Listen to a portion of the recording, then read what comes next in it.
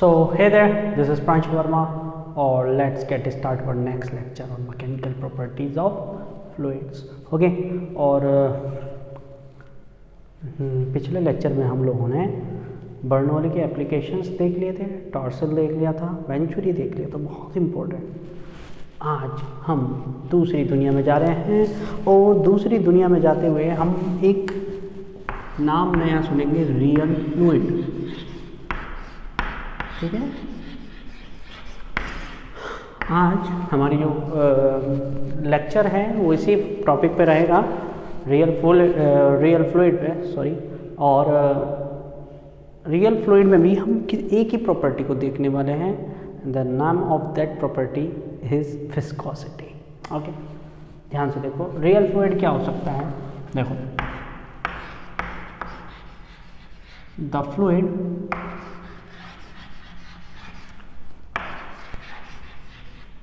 which can be compressed, okay, and viscous। मैं ओ miss कर गया, ठीक है। A fluid which can be compressed and viscous, that fluid is called real fluid। That fluid is called real fluid. अब basically हमें ये तो पता चल गया कि रियल फ्लूइड है क्या, लेकिन ये कंप्रेस्ड और विस्कस के बारे में हमें कोई डिस्क्रिप्शन नहीं पता है। कंप्रेस के बारे में थोड़ा सा आपको आइडिया भी लग रहा है, कंप्रेस क्या हो सकता है, किसी चीज़ को दबा देना, किसी चीज़ का वॉल्यूम डिक्रीज कर देना, दैट इज कॉल्ड कंप्रेस, है ना। सो हम उसको भी साइड बाई रखते हैं, but we don't know the viscosity. We don't know the viscosity and we have to understand what is the viscosity। तो आज का जो टॉपिक है हमारा वो इसी पे सारा का सारा बेस्ड है, विस्कोसिटी।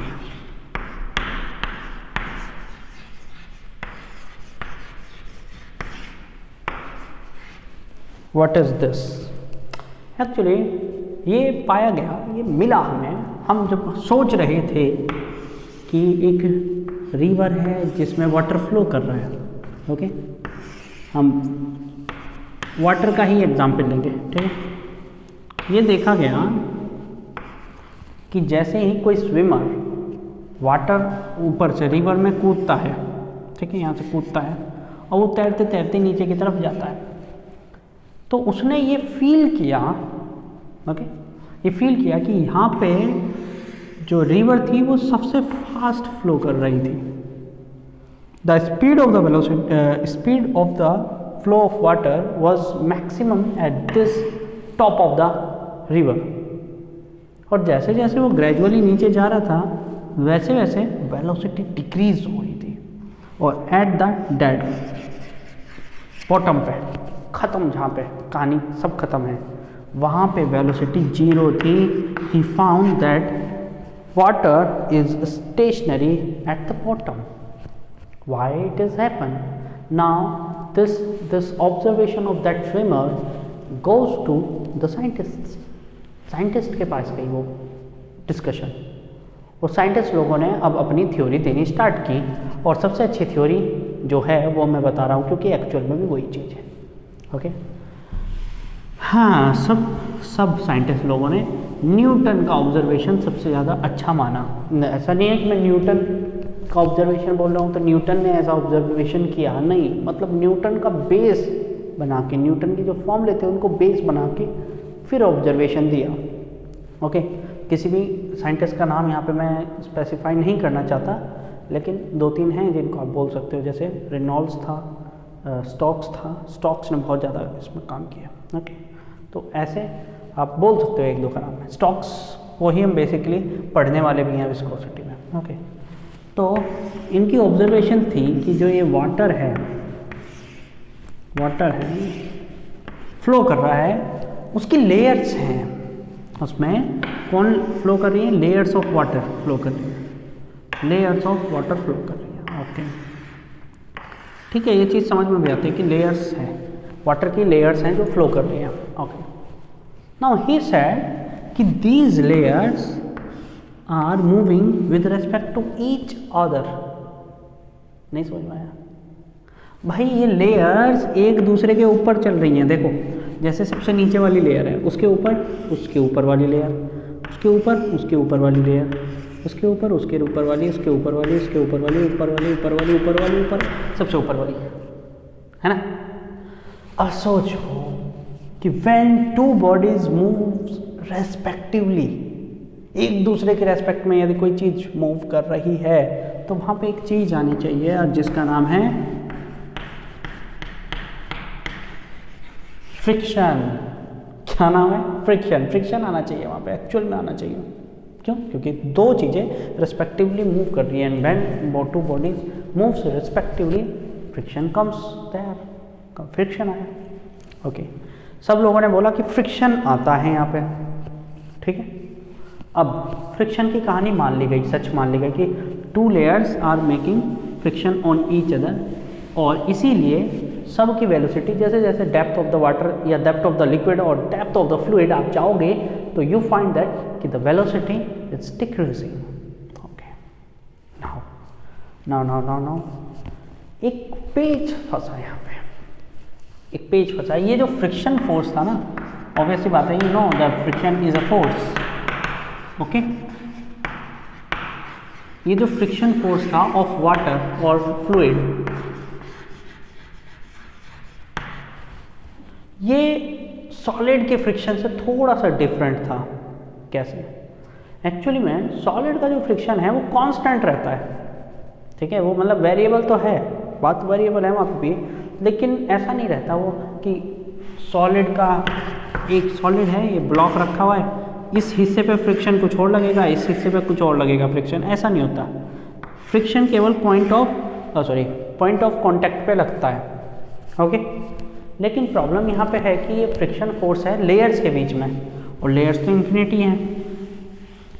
ऐसा थोड़ी है कि आप गिनती कर सकते हो कि कितनी लेयर्स ऑफ वाटर फ्लो कर रही है यहाँ पे, नहीं कर सकते।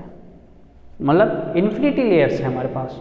अब इन्फिनिटी लेयर्स हैं तो अपन लोगों को यहाँ पे प्रॉब्लम हुई, क्योंकि यहाँ पे फ्रिक्शन फोर्स डिफरेंट हुआ। ओके, ये प्रॉब्लम आई।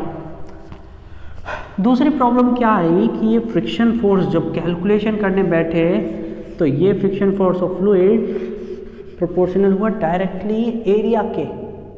जितने एरिया में वाटर फ्लो कर रहा है या फ्लूइड फ्लो कर रहा है उतना ज़्यादा फ्रिक्शन होगा।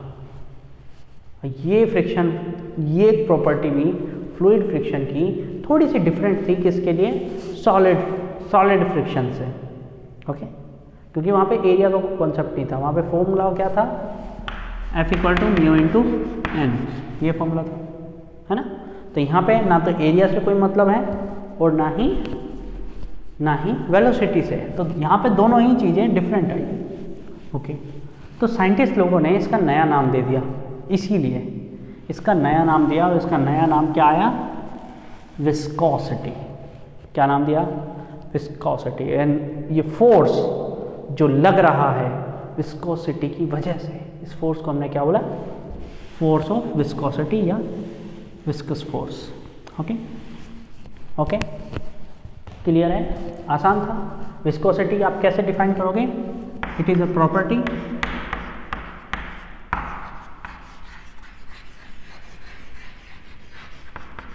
which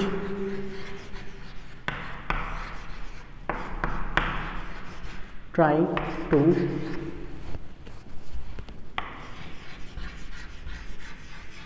oppose the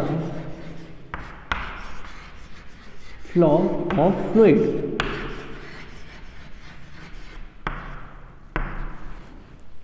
Which try to oppose the flow of fluid. अब जितना ज़्यादा फ्लूइड फैला होगा उतनी ही उसकी विस्कोसिटी हो जाएगी। जितना एरिया में फैला होगा उतनी ही उसकी विस्कोस फोर्स होगा वहाँ पे, ठीक है। उतना ही वो रेजिस्ट करेगा फ्लो को। ओके, क्योंकि एक्चुअली फ्लो भी क्या है? Change in size, change in shape, okay, और change in the state of motion of the fluid. Basically ध्यान से सुनो क्या बोला मैंने, कि फ्लो क्या है? Change in shape, change in size और change in the state of flow of motion. Okay, so हर प्रॉपर्टी, हर दुनिया की हर चीज़ जब भी ये चीज़ें आती हैं, चेंज आता है, तभी वहाँ पे इनर्शिया आता है। इनर्शिया आ गया, इनर्शिया आ गया आपका, ओके। और इनर्शिया किस फॉर्म में आया इस बार? विस्कोसिटी के फॉर्म में, ओके। आगे देखें,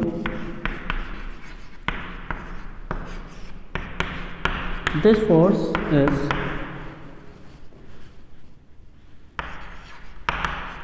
directly proportional to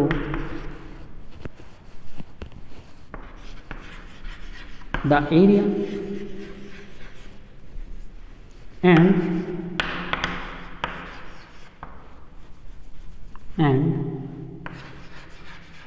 the velocity gradient.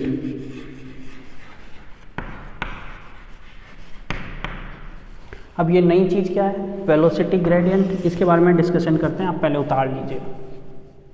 आ गया?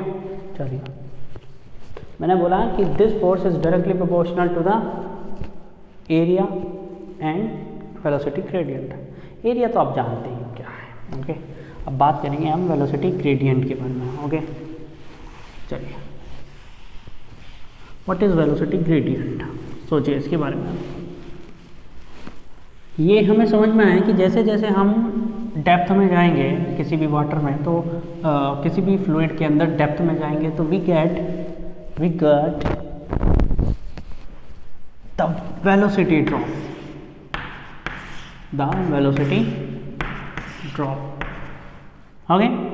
ऐसे नीचे गया, यहाँ पे वेलोसिटी मैंने मान लिया 3 मीटर पर सेकेंड थी।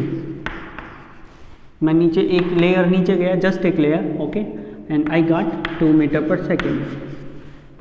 फिर से एक लेयर गया नीचे और वहाँ पे मुझे मिली 1 मीटर पर सेकेंड।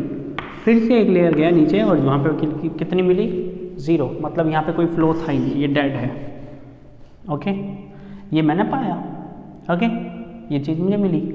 इसी को drop of velocity with respect to the depth, drop of velocity मतलब change in velocity with respect to depth. Depth का मतलब मैंने कितना नीचे आया? Del x. कितना नीचे आया? मैं मान लिया मैंने डेल एक्स नीचे आया। कितना नीचे आया? Del x. तो del x, drop of velocity with respect to the depth is called velocity gradient, okay. Velocity gradient क्या होगा?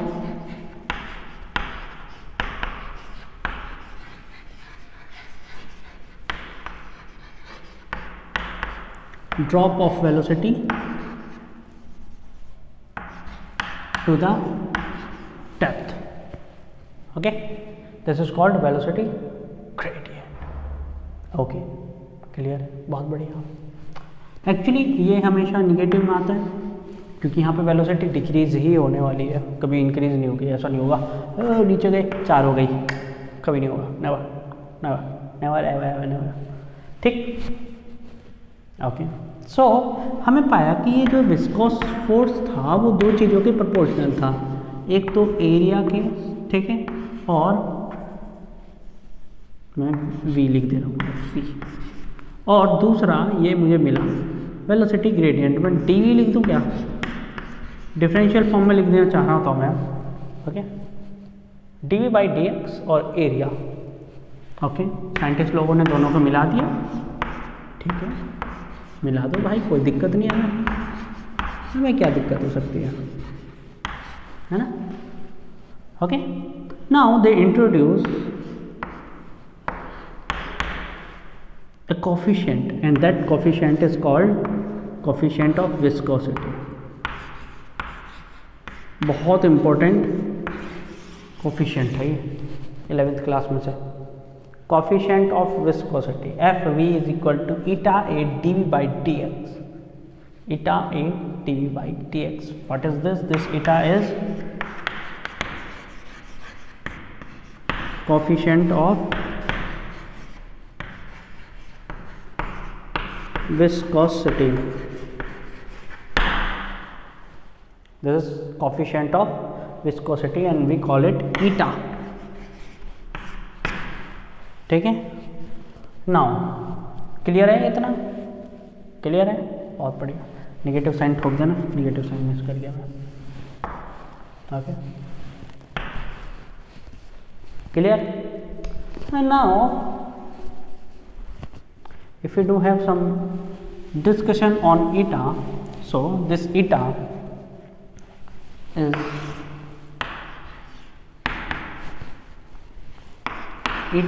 depends upon the fluid, कौन सा फ्लूइड आप यूज कर रहे हैं, एंड द टेम्परेचर। दो चीज़ों पे डिपेंड करता है कि कौन सा फ्लूइड आप यूज़ कर रहे हैं। मतलब आप वाटर यूज़ कर रहे हैं तो वो थोड़ा कम विस्कस है।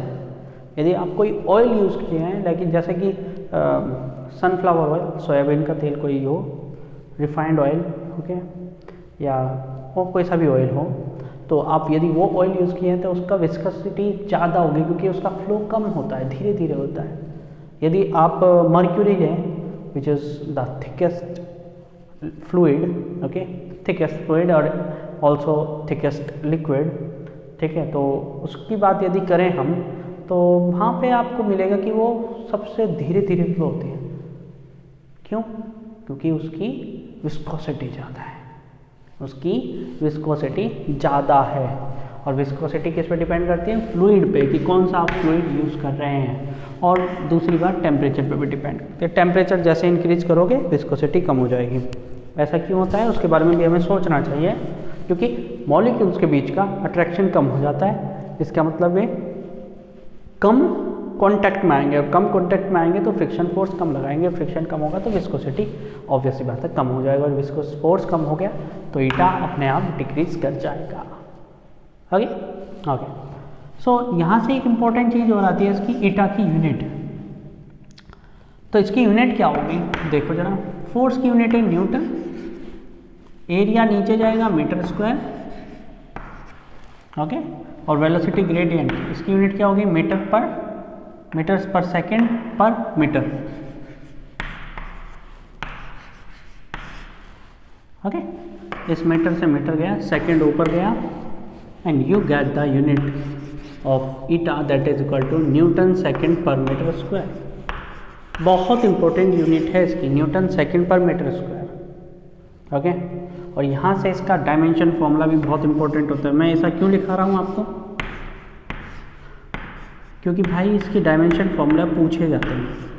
न्यूटन का m1 L1 T-2, सेकेंड का T पर meter square that is L2। क्या दिखता है आपको इसका डायमेंशन फॉर्मूला? m1 L-1 है ना, और T-3। देखो m1 तो एक ही है तो m1 हुआ, यहाँ पे L1 है, यहाँ पे L-2 है, 2 है, ऊपर जाएगा वो तो क्या हो जाएगा? -1, ठीक है, और -2 है, +1 है, तो यहाँ पे क्या बच जाएगा? -1। m L-1 T-1 is the dimension formula of viscosity, and which is very important again because पूछा जाता है कहीं आपके बोर्ड के एग्ज़ाम में, आपके 11th के एग्ज़ाम में ना पूछ ले, और कहीं नीट के किसी एग्ज़ाम में बहुत आसान सा क्वेश्चन है, पूछ ना ले, क्योंकि वहाँ पे याद करने वाली बात होती है। तो this was all about the viscosity, not so much, लेकिन यही है विस्कोसिटी आपकी। आप उतार लीजिए अच्छे से, ठीक है, उतार लिया होगा। ओके, आगे बात कर लेते हैं स्टोक्स थ्योरम पे, स्टोक्स लॉ पे, क्योंकि वहाँ से विस्कोसिटी हो जाती है ख़त्म, ओके। फिर हमें सरफेस टेंशन पढ़नी है, कैपिलरिटी पढ़नी है, और उसके बाद हम न्यूमेरिकल करेंगे फ्लूइड मैकेनिक्स के। मैं एक्चुअली न्यूमेरिकल अभी इसलिए नहीं करा रहा हूँ क्योंकि सिलेबस थोड़ा सा पीछे चला गया है। अभी हमें किस चैप्टर पे होना चाहिए था? हमें इस समय थर्मोडाइनमिक्स पे होना चाहिए था, लेकिन we are on the fluid mechanics, so approximately 2 chapter पीछे चल रहे हैं, ओके। सो हमें थोड़ा सा फास्ट फॉरवर्ड होना पड़ेगा, ओके। सो स्टोक्स थ्योरम या स्टोक्स लॉ। मैं भी बात ही कर रहा था कि स्टोक्स ने बहुत ज़्यादा इसमें फ्लोइंग रियल फ्लूइड के लिए बहुत सारी बातें की उसने, ओके। और स्टोक्स थ्योरम उसने एक स्पेसिफिक चीज़ के लिए दी कि ये कोई लिक्विड है,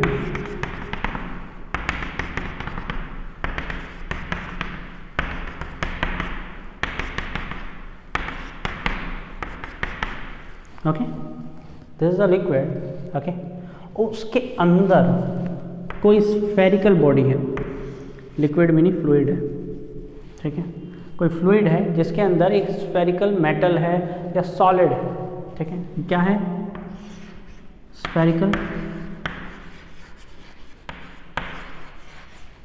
सॉलिड,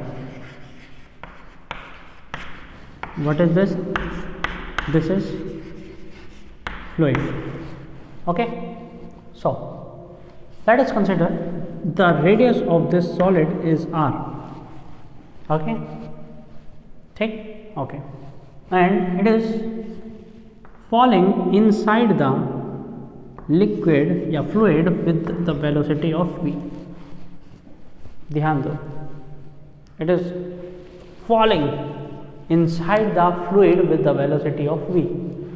Then Stokes says कि भैया there will be a force on it, there will be a force on it, and that force will be viscous force, ठीक है, और वो अपथ्रस्ट से अलग होगा, जो पॉइंट फोर्स लगाएगा ना उससे अलग होगा ये viscous force, and that force will be proportional to the radius of this sphere, and as well as this force of viscous is directly proportional to the velocity, okay. अब दोनों चीज़ों को उसने मिला दिया, ये बोला, ठीक है, और यहाँ से उसने फॉर्मूला दिया कि प्रोपोर्शनली साइन हटाओ और एक कांस्टेंट लगाओ 6 पाई ईटा आर वी, और this is called Stokes theorem और स्टोक्स लॉ, ठीक है। अब देखो दोनों फॉर्मूले में डिफरेंस है, ये जो है ना आपने अभी पढ़ा था eta A D V by D X, है ना, ये और ये दोनों बात कर रहे हैं एक ही चीज़ की, विस्कोसिटी की, force of viscosity, viscous force की, लेकिन दोनों में ही हम अलग अलग टाइम पे फोर्स फाइंड कर रहे हैं। एक्चुअली में जो आपका ये वाला लॉ है,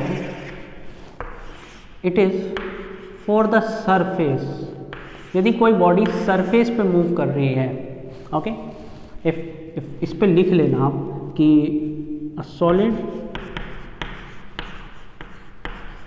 floating on the surface of fluid,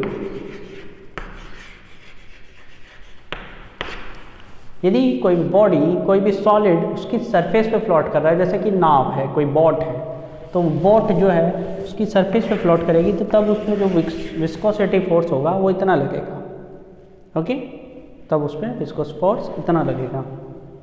और यदि कोई बॉडी उसके अंदर चली गई है, अंदर डूब गई है, जैसे स्विमर चला गया था अंदर, ओके, और फ्रीली फॉल है, ओके, ये जो बॉडी जा रही है वो फ्रीली जा रही है, ठीक, फ्रीली जा रही है आराम से, मतलब ऐसा कोई हो रही है कि घूम घूम घूम ऐसा कुछ करके नहीं जा रही, वो सिंपल जा रही है, ओके।